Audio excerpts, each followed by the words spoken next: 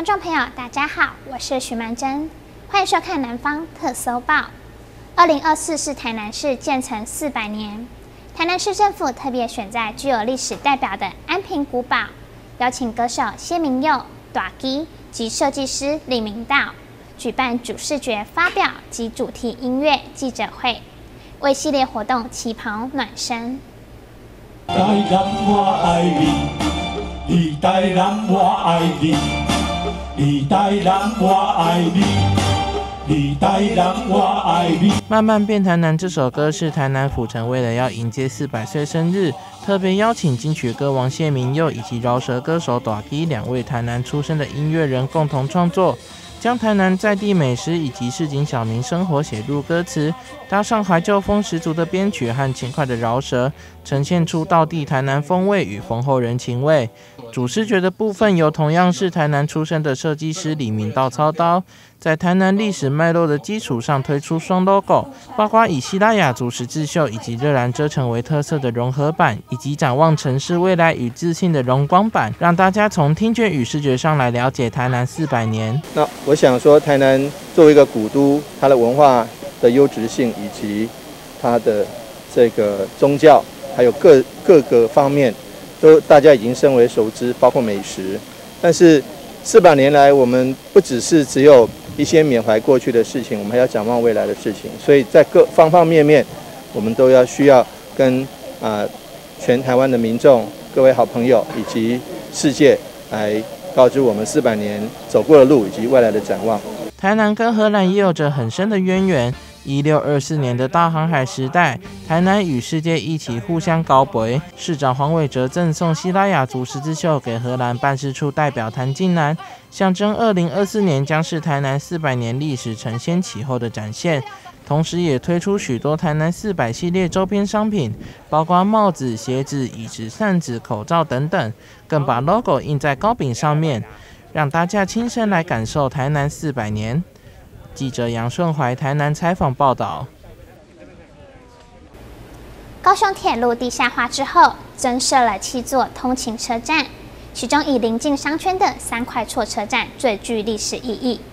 一旁也保留了旧3块厝车站。地方希望能够增设蒸汽火车头，增加观光亮点，聚集人潮。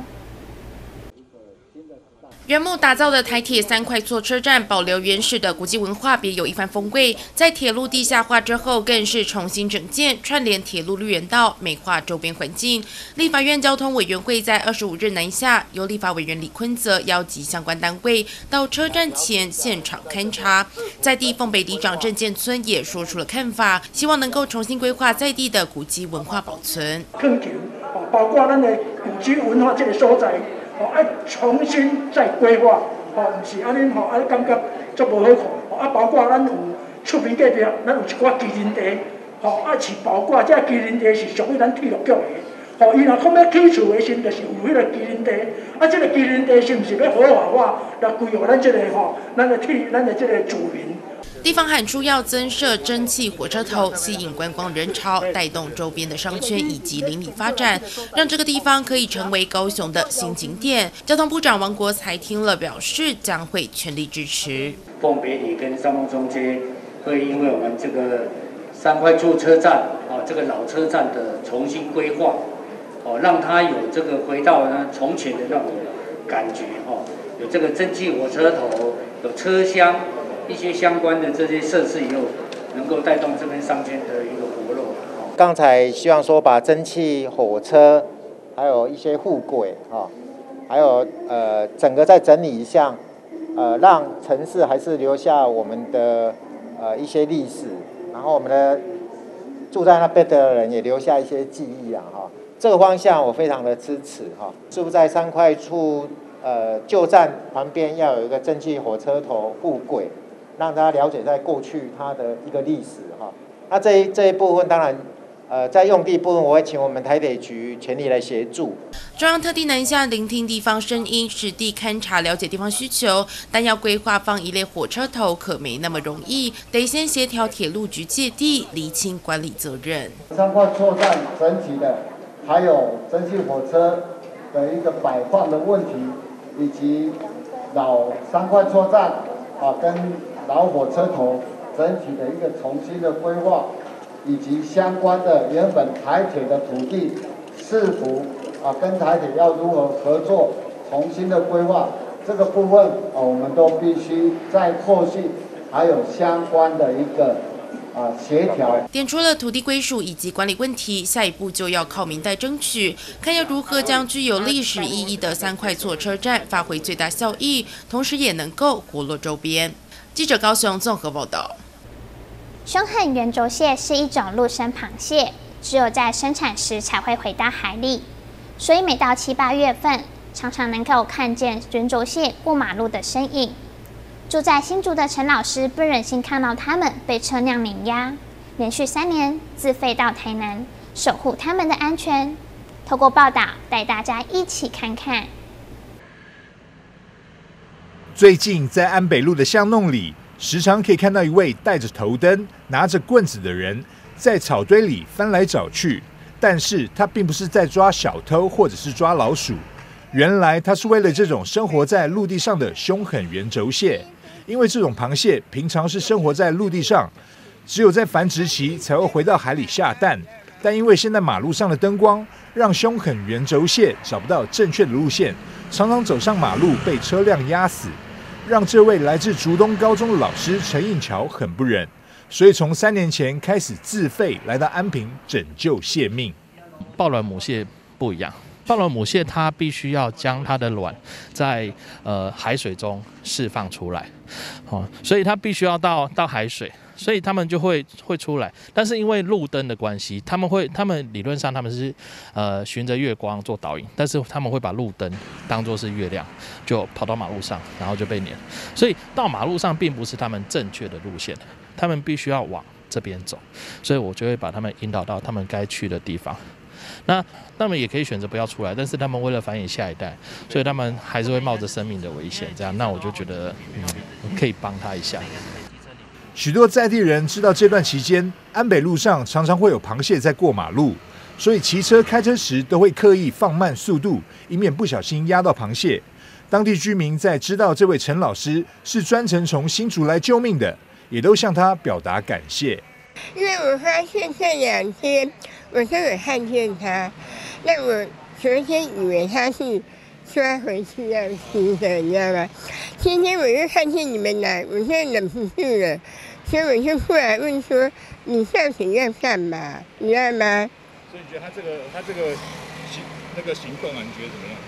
对，太感激你了。每年7月至8月是凶狠圆轴蟹的繁殖期，陈老师在这段期间都会来台南住上3天，平均每晚花上3小时，将凶狠圆轴蟹从马路上带到堤岸放生。他表示，这种螃蟹有轻微的毒性，不能食用，而且凶狠圆轴蟹是台湾体型最大的陆蟹，为了繁衍后代走错路而失去性命，很可惜。呼吁民众如果看到，可以尽量帮助他们到海边。不过在拯救时也要注意马路上的车流，以免受伤。记者张硕维台南报道。暑假旅游旺季加上疫情趋缓，国旅补助在7月15号上路，住宿最多折扣1300元，搭配高雄市政府的加码补助案，补助总额最高可达1500元，吸引许多民众带毛小孩出门游玩，让宠物友善旅馆住房率大幅增加。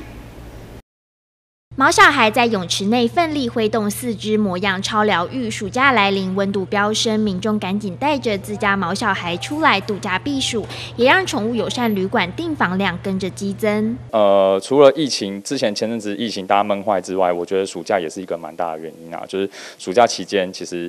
除了毛孩的家长之外，有的也是爸妈会带着小孩一同来我们这边入住。过去疫情高原期曾严重冲击旅宿业，但现在随着南部疫情趋缓，加上民众逐渐习惯与疫情共存，让业者终于能够喘口气。有，就是当然这个月应该说7、8月的住房状况目前都还是蛮火热的，但也是希望这波可以延续下去啦，就是甚至到年底，或者是就是持续稳定这样子。为振兴受疫情重创的观光产业，在中央推出国旅补助后，高雄也加码推出优惠方案，吸引许多民众趁着这个时机点来高雄旅游。对，有搭配国旅补助，然后带他来，然后又再加高雄的补助，这样折了1500。从7月15国旅补助推出之后，然后加上高雄市政府观光局有推出周间补签，然后周5补5，那我们这2周其实平日的订房率大概增加了3成左右。新冠疫情高峰期，许多民众不敢出门，连带毛小孩也被跟着关在家。现在随着疫情降温，民众终于能带着家中宠物出来透透气，也让沉寂已久的国旅慢慢回温。记者潘志光、苏玉文高雄报道。台南市知名书画家陈吉山老师，同时也是歌唱艺术协会理事长，与长期担任协会团长的妻子宋庭轩。2人将打拼过程记录在大鹏展翅新书中，也在签名会当中进行捐赠，鼓励更多逆境中的身障学子走出属于自己的一片天。由陈吉山与宋庭轩2位艺文界的夫妻共同发表这本大鹏展翅的新书，里面除了记载他们从少年奋斗的精神，学习书法、剑道与独创闲草书体，结合剑道、书法与演唱艺术，走出自己的一片天。历经了1年多，这里面有5个章节，这个章节里面有陈老师跟生命搏斗、变魔搏斗、奋斗的故事，然后瘦骨如柴，快要死掉了，然后接受社会的帮助，包括吴修齐先生给他铁衣替衫打起来，包括救济院躺了3年，然后慢慢的剑道恢复了，就去练剑道。后面你们看到了这老师的创作，这后面有很多老师的墨宝，其实这是创作，每一幅都是老师的创作。各位，你们收藏了这本书，你们也可以分享给各位亲朋好友，尤其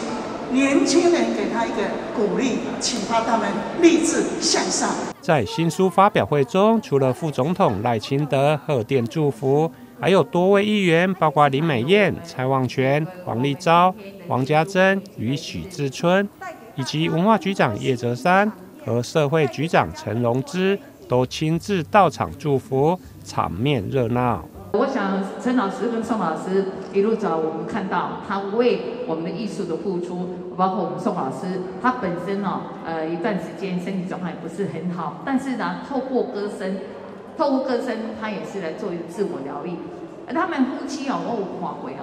个底下写书法，底下边来唱歌。那我们有看到我们陈老师在书法里面他是非常就是有跳动性的，那是有感情的。这感情是咱宋老师在边唱歌，经过歌声吼以后呢，陈老师将他的作品能够就非常生动，非常的生动。所以他们2位老师可以说是把艺术结合生活，生活结合艺术了。整个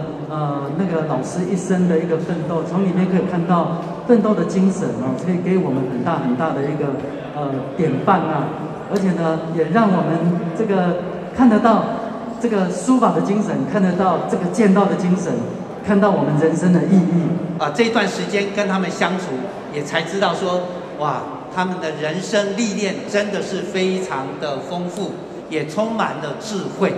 所以的确，透过他们的人生的书写，其实对很多人而言，其实是最好的一种慰藉或是一种启发。所以为什么书名叫做《大鹏展翅》？我相信老师应该是希望说，大家看了这一本书之后，希望每一个人都可以大鹏展翅。陈吉山老师是国宝级书法大师朱九营的嫡传弟子，因为少年时困苦生病，一路上在贵人的相助，学习剑道与书法，不但精进修炼，而且四处宣扬文化的传承。在新书发表会中，除了举办签名会，而且还现场挥毫，并捐赠上百本的新书给中华民国生辉联合会、又名视障火炬励进会与台南市脊髓损伤协会等4个弱势社团，场面温馨。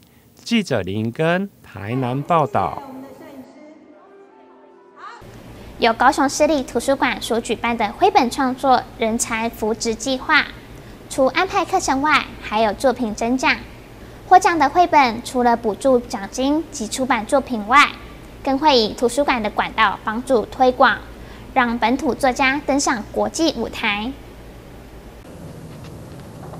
一本又一本各具特色的绘本以及作品原画，就挂在高视图的 B1 国际绘本中心，让民众一窥这些新锐作家的创作风格。这是高视图为了扶植绘本作家所开办的好绘芽系列活动，其中每2年1次的绘本奖，更让本土人才能进一步接轨市场。它是不分主题，然后形式或是适读年龄，就是只要你是一个绘本提案，你就可以过来提案。那我们等到你提案过评审的初选跟复选之后，如果你是得奖的作品的话，我们会协助你媒合出版社，那而且会保证出版。那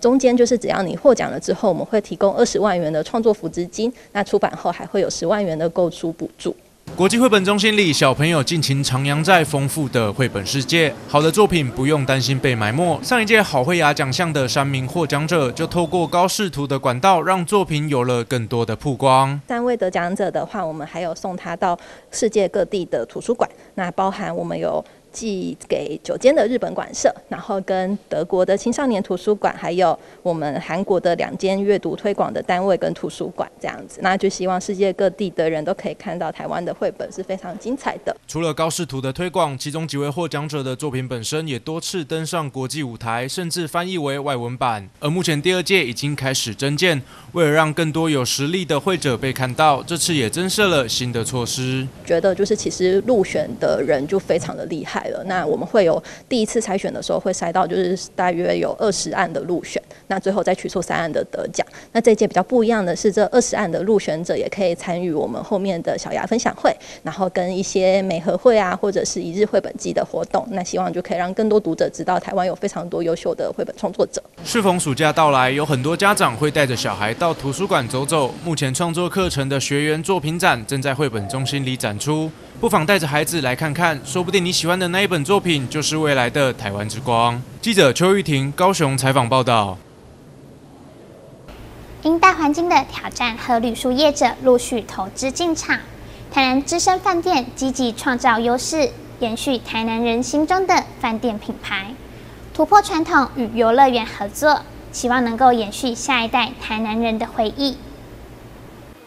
今年11月将迈入58年的台南大饭店，将近一甲子的生日，也正逢台南建成400年。饭店除了将门面改观，有全新的气象，也将原本闲置的中餐厅和知名儿童游乐园合作，推出占地120坪的游戏空间。除了室内有创意启发的游乐设施，还推出全台唯一有室外的空间，有多元创意的环境和体适能，而且不止玩，每天还有6场活泼的教学，甚至融入品德教育，让小朋友玩出好品德。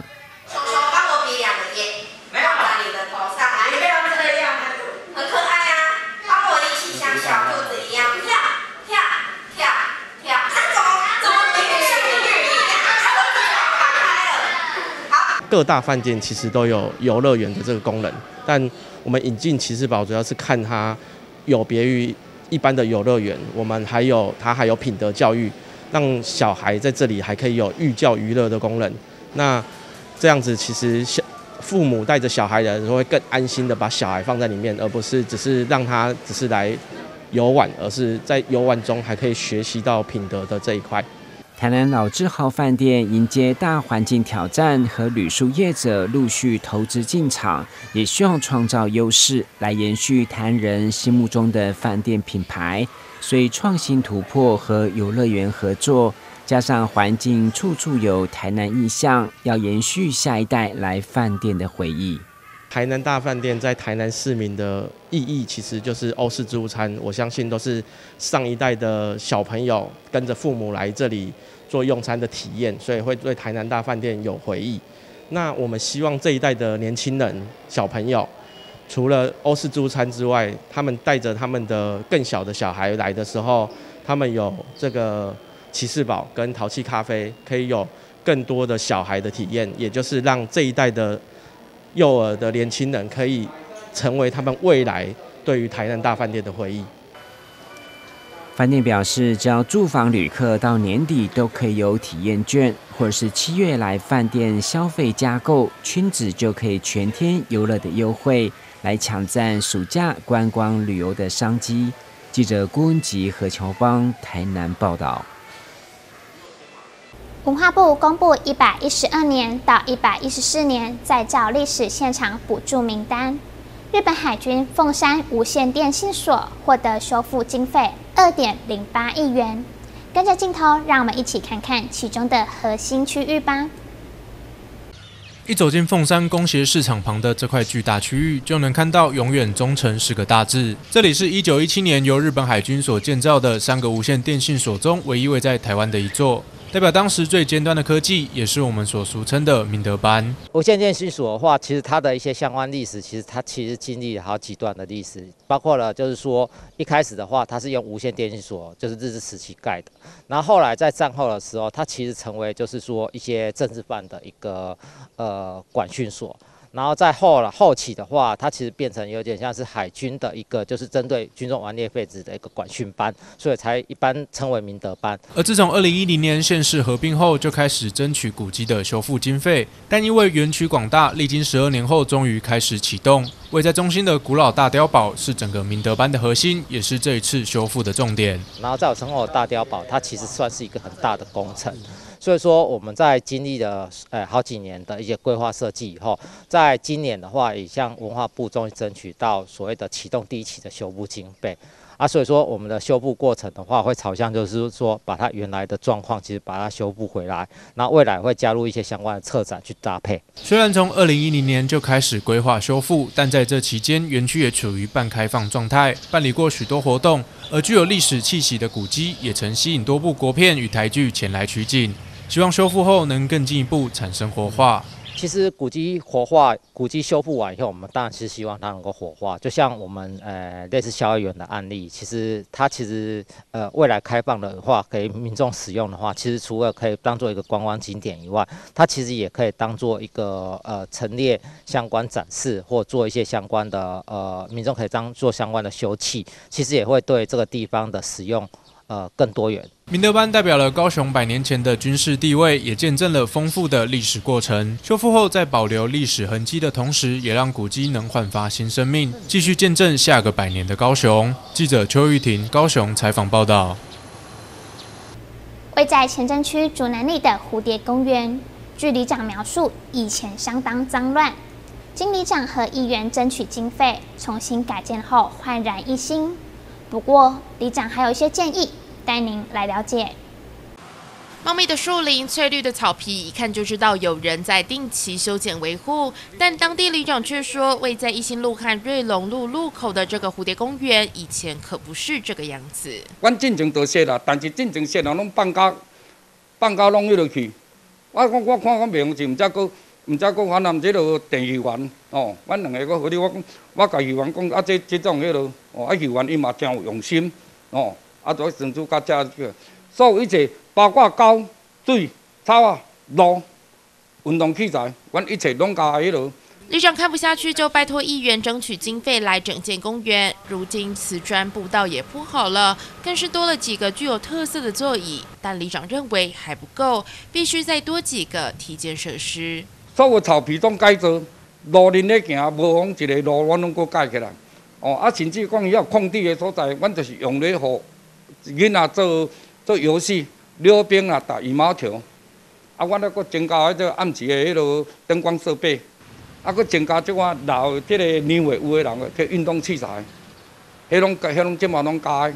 所有路无平，所有草皮哦，阮规地公拢是草皮拢甲改甲足好势。附近有日前刚完工开放的竹南公园，里头都是小朋友玩的游乐设施。里长要将2座公园做出区别，打造专属成年人和老年人的设施。本来是要做。搁一寡儿童乐园的所在，阮袂使，因为遐附近阮咧搁一个，以前阮即马号一个做阮的主南儿童公园，新开的，所以讲袂当搁用这个囡仔儿童乐园，我们要增加大人的运动器材。竹南里可以说是前镇区人口较为密集的地方，里长表示想把蝴蝶公园打造成前镇最漂亮的公园作为门面。我这蝴蝶公园伫这个光华路遐，我得按正讲要成为阮坚定上界好、上界美观、上界水的一个公园。里长秉着为社区服务的心，极力为竹南里争取建设，希望能够让里民朋友有更优质的生活环境。记者林嘉义高雄报道。感谢您的收看，我是许曼珍，祝你有个愉快的周末，我们再会。